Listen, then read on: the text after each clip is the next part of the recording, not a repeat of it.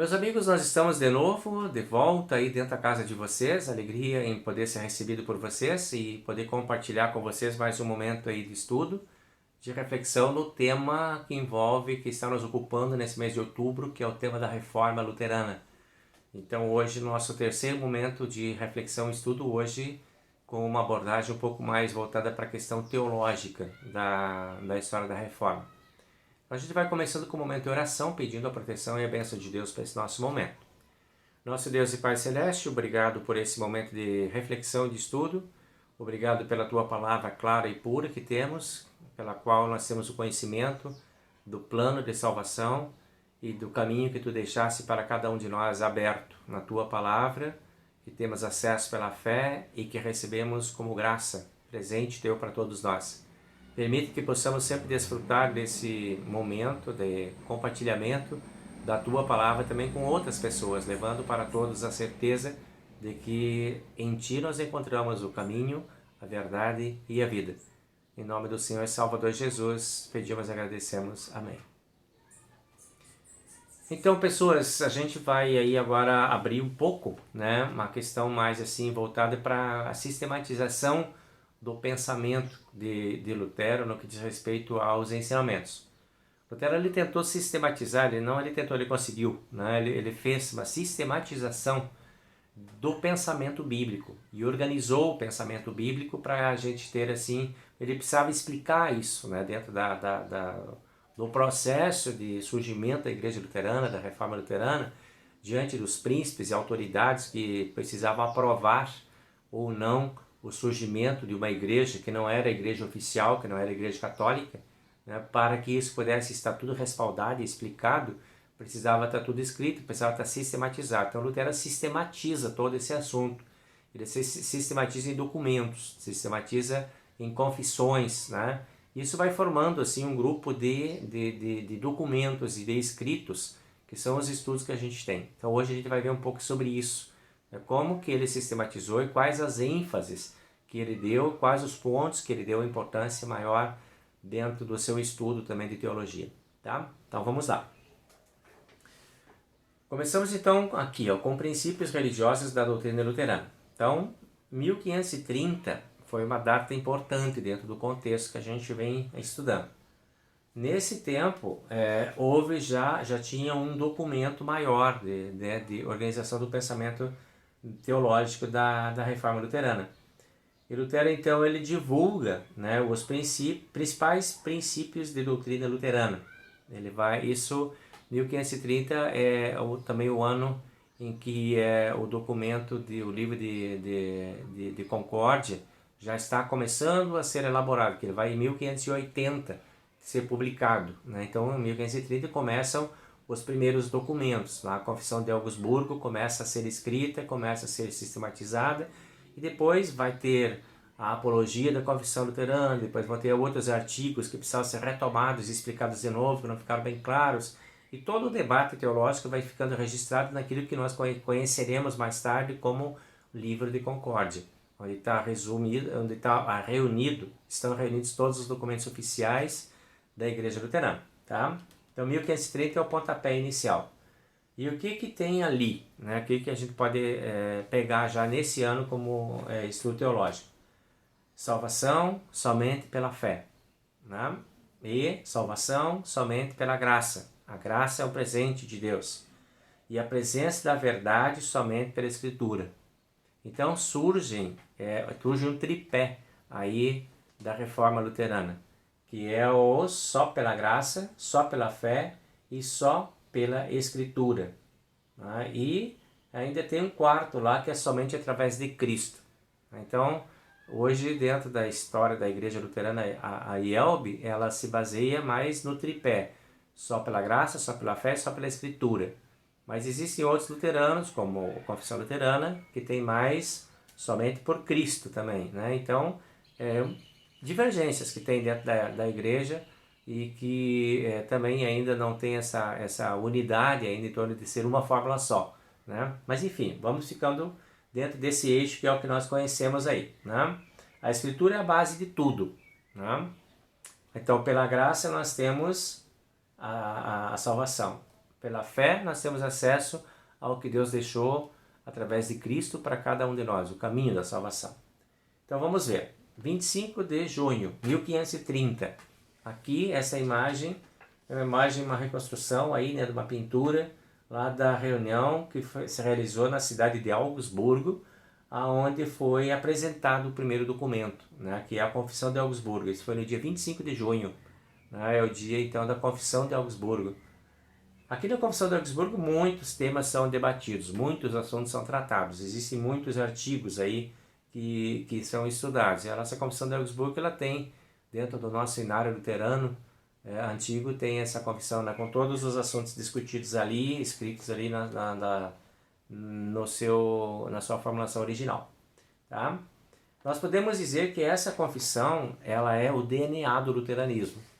Ali dentro está a essência, tudo o que você quer saber, o que os luteranos ensinam, vai lá para dentro da Confissão de Augsburgo, ali você tem tudo escrito, o que é, o que nós ensinamos e o que nós cremos. Né? Lutero, ele escreve e justifica o seu pensamento, né? A sua escrita. Ele e os seus amigos, que são os que estão junto com ele, pensando e escrevendo, né? Ele tinha um amigo que escrevia muitas ideias dele, que era o Philippe Melanchthon, que organizava muito o pensamento, que Lutero às vezes não tinha tempo para escrever tudo o que ele pensava. Então ele falava, e os amigos e os alunos, eles iam escrevendo o que ele ia falando, e os artigos iam sendo publicados. Né? Então, essa Confissão de Augsburgo, ela contém assim, esse raio-x da Igreja Luterana. É bem interessante, se você quer se aprofundar um pouco sobre o que é a sua igreja, o que a sua igreja verdadeiramente ensina, é para lá que você tem que ir, né? É lá que você tem que olhar. São 28 artigos que são estudados ali, 28 assuntos que são tratados. Né? Nós não vamos entrar aqui, claro, nos 28, porque é muita, né, é muita informação, mas você tem acesso a isso aí, pode entrar na internet, pedir lá a Confissão de Augsburgo, no Martinho Lutero, você vai encontrar todos os artigos lá. Só vou trazer alguns destaques aqui pra gente, assim, que são os pontos, assim, relevantes, assim, não que os outros não sejam, né, mas que achei importante a gente poder compartilhar. Por exemplo, ele vai falar sobre Deus. Qual é que é a ideia que tem de Deus, que a Igreja Luterana tem de Deus, que nós temos de Deus? Então, ele fala sobre Deus, explica, né, tudo o que é o entendimento a respeito de Deus, da origem de Deus, Pai, Criador do céu e da terra, né? Parte lá dos credos apostólico, niceno e atanasiano, ele busca lá dentro daqueles credos também as verdades e traz isso para frente. Fala sobre o pecado original também, como que se entende a questão do pecado original, que atinge toda a humanidade. Fala sobre o Filho de Deus, como é que se entende Jesus Cristo, o que nós entendemos a respeito de Jesus Cristo. Está também dentro do credo apostólico, ali, né, a definição e a descrição de Jesus Cristo e seu papel e sua função. Sobre a justificação, também é um artigo bem importante, ou seja, como é que nós somos salvos, como é que acontece a nossa salvação. Esse assunto Martinho Lutero chama de justificação, como é que nós somos justificados diante de Deus, porque somos pecadores, como é que acontece isso, né? Define o que é a igreja, qual que é o pensamento da igreja, o que nós entendemos sobre a igreja, explica sobre o batismo, né? Retoma toda a história do batismo e também a questão da Santa Ceia, definindo então como sacramentos oficiais da igreja o batismo e a Santa Ceia. Então esses assuntos são tratados dentro da Confissão Luterana. Também ele fala sobre governo, política e governo civil, porque esse era um problema que tinha na época, né, da mistura, como a gente já viu nos momentos anteriores, aí, semanas anteriores, a igreja estava muito confusa em relação à política, misturava muito igreja dentro de política e política dentro de igreja. Então Lutero fala sobre isso, como é que deveria ser essa separação, o que era de cada um. Fala sobre o livre-arbítrio, ou seja, tomada de decisões, como é que nós nos orientamos e o que nós temos como base na palavra de Deus para tomar nossas decisões. Fala sobre pecado, compreensão do pecado, o que é o pecado, como é que a gente entende a questão do pecado. Vai também falar sobre o culto, uma explicação, né, da estrutura do culto, finalidade do culto. Vai falar sobre a missa, né, que também ele usa o termo missa para se referir mais à questão da Santa Ceia, do uso da Santa Ceia dentro do culto, né. Vai falar sobre o poder dos bispos, né? Falei para vocês também nas semanas anteriores aí que existia muito poder concentrado na mão das autoridades da igreja. Lutero vai discutir isso também, e olha, uma coisa não é bem por aí, o que a gente precisa saber a respeito disso. E isso então são, digamos, esses são os destaques que a gente tem aí dos assuntos, né? Esses assuntos são tratados, entre outros, como eu disse para vocês, são 28 temas. Eu só destaquei alguns que vocês terem uma ideia do que precisava ser discutido para se ter uma igreja como a gente tem hoje, né? Quais que são os princípios que Lutero adota para discutir esses assuntos, né? Tem que ter um princípio, baseado no quê? A partir do quê? Qual que é a tua estratégia para discutir esse tipo de assunto? Então Lutero diz assim, ó, primeiro, a livre interpretação da Bíblia, sem a necessidade de pregadores, padres ou outros intermediários. A Bíblia interpreta-se a si mesma. Nada precisa ser colocado junto lá na Bíblia, não pode ser acrescentado nada na Bíblia, não pode ser inventado ou adicionado pensamentos, ideias e coisas assim. A Bíblia é a palavra, nada se tira, nada se põe. Não é a palavra do Papa, do Bispo, que tem que ter lá para explicar a Bíblia, para dizer que é verdade ou é mentira. A Bíblia, por si, ela é uma fonte de verdade exclusiva, né? Então, com isso, Lutero afirma a importância de eliminar as tradições que a igreja tinha, que ela colocava ao mesmo lado da Bíblia, mesmo que a Bíblia não diz, mas a tradição era tido como verdade, que era tido como necessário. Lutero diz, não, que a tradição é tradição, que é ritual é ritual. O que é culto, né? Então, os cultos religiosos, os rituais religiosos e as tradições não têm o mesmo valor que a palavra de Deus. A palavra de Deus ela é exclusiva, ela é única, ela é pura e santa, né? Nada pode ser acrescentado junto.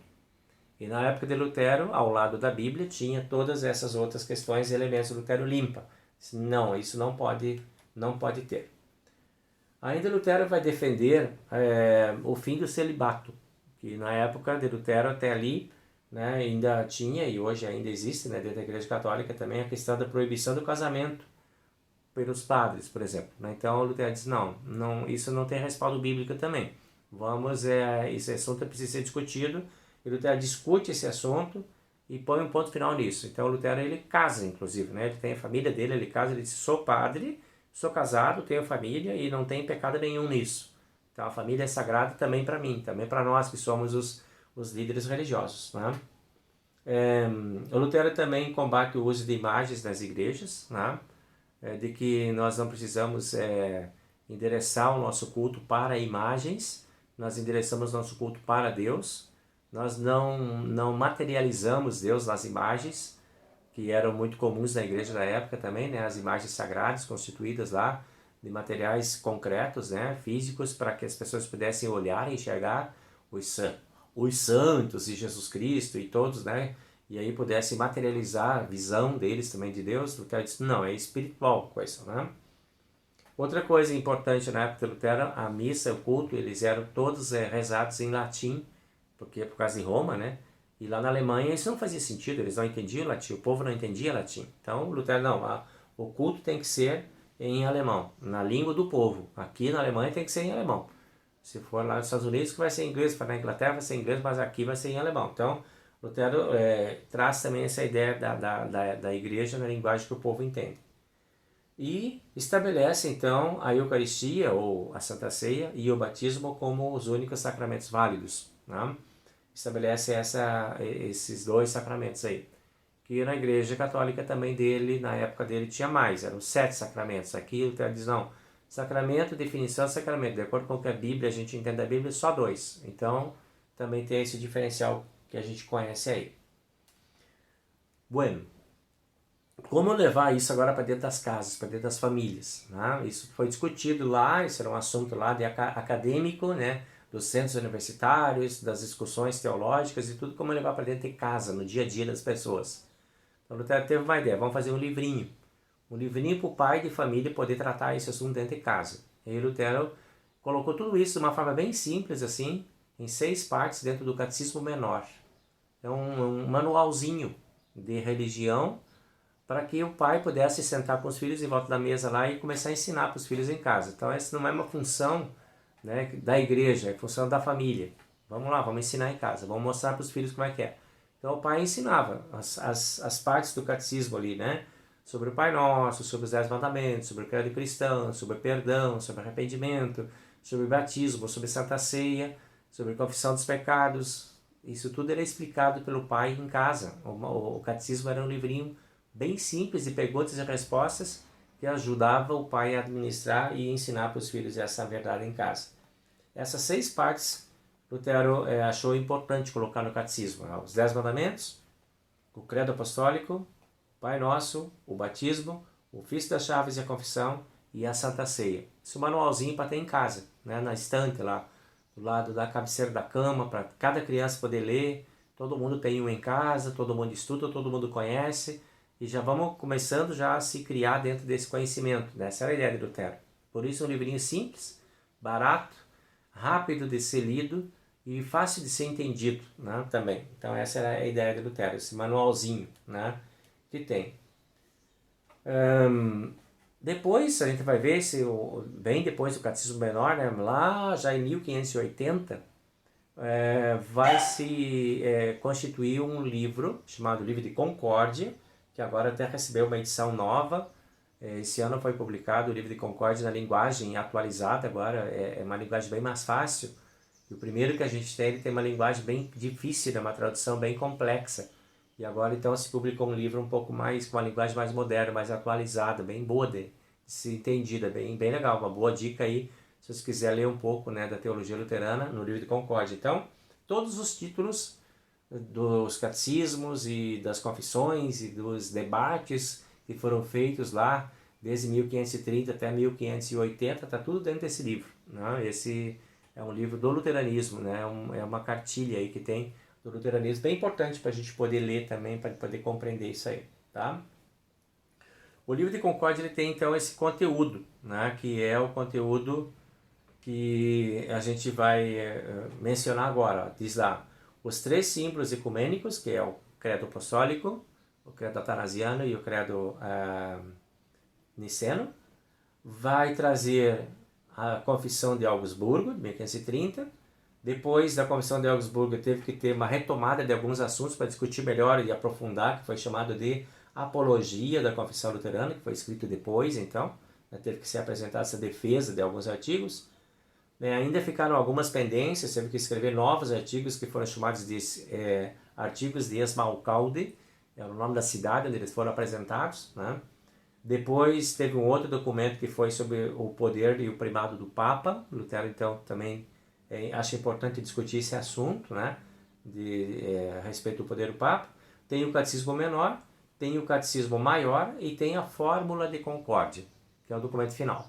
Tá? Então isso tudo está dentro do Livro de Concórdia, para a gente de repente poder, quem quiser acessar, né, agora está bom de ler. Antes era meio difícil de ler, mas agora está bem importante, bem legal. Vamos ver alguns textos bíblicos que são considerados textos importantes da Reforma Luterana. Né? Lutero, nada do que ele fez foi da cabeça dele. Ele tudo buscou inspiração na palavra e buscou inspiração na Bíblia. Então Romanos 1,17 foi o ponto de partida. E lá está escrito, pois o Evangelho mostra como é que Deus nos aceita. É por meio da fé, do começo ao fim, como dizem as Escrituras Sagradas. Viverá aquele que por meio da fé é aceito por Deus. Ou o justo viverá pela fé, né? na tradução mais antiga. Então esse foi o ponto principal. Né? Não tem negociação. Isso não é uma coisa que se compra, que se vende. É de graça, é de Deus. Tá? Vamos lá para Romanos capítulo 13, versículo 21 e 24. Romanos sempre foi a carta principal para esses debates todos do luteranismo. Tá? Então diz lá, mas agora Deus já mostrou que o meio pelo qual ele aceita as pessoas não tem nada a ver com a lei. A lei de Moisés e os profetas dão testemunho do seguinte: Deus aceita as pessoas por meio da fé que elas têm em Jesus Cristo. É assim que ele trata todos os que creem, pois não existe nenhuma diferença entre as pessoas. Todos pecaram e estão afastados da presença gloriosa de Deus. Mas, pela graça e sem exigir nada, Deus aceita todos por meio de Jesus Cristo que os salva. Isso Lutero diz, isso não pode ficar quieto aí dentro, silenciado dentro da Bíblia. Isso tem que ser trazido para fora. Então ele vai defendendo essa ideia, né, de que Deus aceita as pessoas pela fé. Em Efésios capítulo 2, 8 e 9, Lutero encontra essa palavra. Pois pela graça de Deus vocês são salvos por meio da fé. Isso não vem de vocês, mas é um presente dado por Deus. A salvação não é o resultado dos esforços de vocês, portanto ninguém pode se orgulhar de tê-la. Lutero então também traz essa palavra aí para justificar que a salvação não pode ser comercializada. Lema de vida de Lutero. Né? Lutero tem um lema de vida. Ele enfrentou muitas dificuldades, perseguições, ameaças de morte e tudo mais, e ele tinha como lema de vida o Salmo 118, versículo 17. Não vou morrer, pelo contrário, vou viver e anunciar o que Deus tem feito, o que o Senhor Deus tem feito. Esse era o lema de vida dele. Ninguém vai me silenciar. Eu vou levar essa palavra adiante, custe o que custar. Né? E movido por isso, ele desenvolveu todo o trabalho dele. Ele também tinha esse salmo, né, o salmo preferido dele, que era o Salmo 46, e que inspirou ele na construção que ele era músico também, né? Ele tinha muitos dons da música, do hino oficial da Reforma Luterana, que é o Castelo Forte. Então, Salmo 46, versículo 7, o Senhor, Deus Todo-Poderoso, está do nosso lado. O Deus de Jacó é o nosso refúgio. E aí ele compõe o hino Castelo Forte, com as estrofes que nós conhecemos, que tem lá no nosso cenário luterano, baseado nesse pensamento, né? Que nós temos um Deus forte e que pode vir o que vier, ninguém vai vencer o nosso Deus. E nós seremos vitoriosos no final.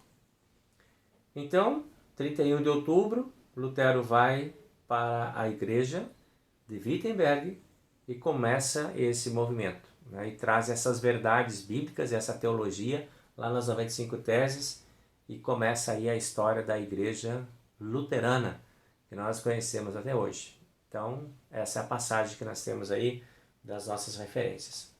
Muito bem, gente, isso é o que eu tinha para compartilhar com vocês hoje. Né? Ficamos por aqui hoje. Deus abençoe a cada um de vocês e nos mantenha conectados, assim, sempre nesse canal de verdade, vida, salvação, única e exclusivamente pela fé. Não é obra nossa, é obra de Deus a nossa salvação e é de graça. Então, que o Senhor nos abençoe e nos guarde, que o Senhor faça resplandecer o seu rosto sobre nós e tenha misericórdia de nós, que o Senhor sobre nós levante o seu rosto e nos dê a sua paz. Amém. Uma boa noite para vocês. Tchau, tchau.